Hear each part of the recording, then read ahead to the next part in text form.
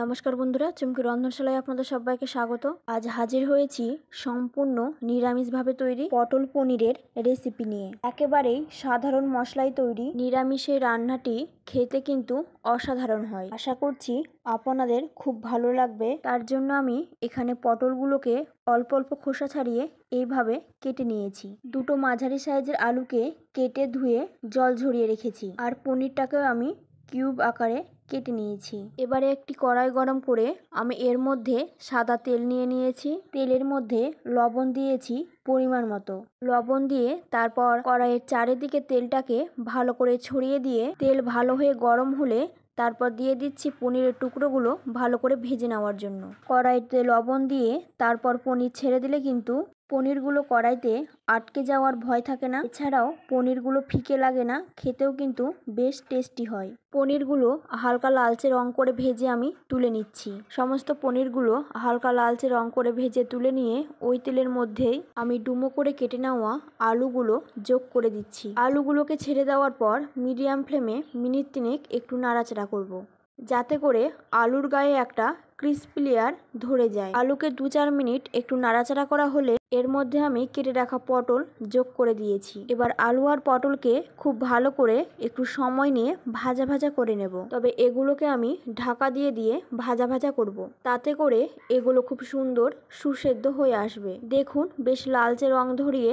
আলু পটলগুলোকে ভেজে আমি তুলে নিলাম। সর্ষের তেল গরম করে গোটা জিরে, গোটা শুকনো লঙ্কা আর দিয়েছি অল্প একটু হিং। ফোড়ন ভাজা হলে এতে আদা, কাঁচা লঙ্কা, টমেটো পেস্ট দিয়ে 2 মিনিট মতো নাড়াচাড়া করে নেব। খুব ভালো করে মশলা কষিয়ে নিয়েছি।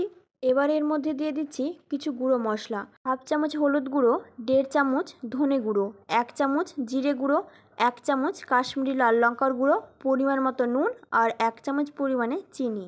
গুঁড়ো মশলা দেওয়ার কারণে মশলাটা একটু শুকনো শুকনো হয়ে গেছে, তার জন্য অল্প পরিমাণে জল দিয়ে এবারে ফ্লেমটাকে মিডিয়ামে দিয়ে বেশ সময় নিয়ে মশলাটাকে ভালো করে কষিয়ে নেব, যাতে করে মশলা থেকে খুব সুন্দর করে তেল ছেড়ে আসে।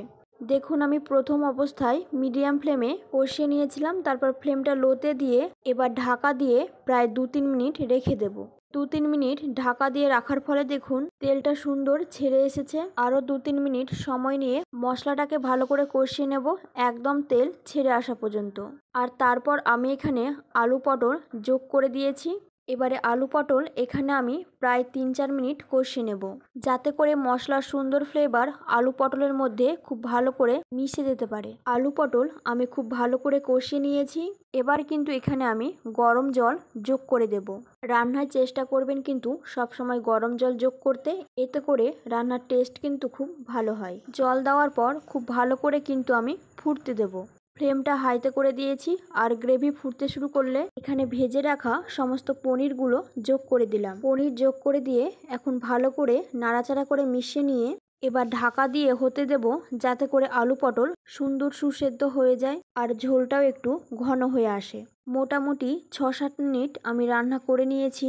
দেখুন আমার ঝোলটাও কিন্তু বেশ ঘন হয়ে এসেছে, আলুও সুন্দর সুসেদ্ধ হয়ে গেছে। এই পর্যায়ে দিলাম 1/2 চামচ গরম মশলা গুঁড়ো আর দিলাম 1 চামচ ঘি দিয়ে ভালো করে নাড়াচাড়া করে মিশিয়ে নিলাম। রান্না আমাদের একেবারে শেষের পথে, আর বিশেষ কিছু করার নেই। জাস্ট ঢাকা দিয়ে 1/2 মিনিট মতো লো ফ্লেমে রান্না করে নেব। আর তারপর ফ্লেম অফ করে আরও 4-5 মিনিট দিয়ে নিয়েছিলাম স্ট্যান্ডিং টাইম।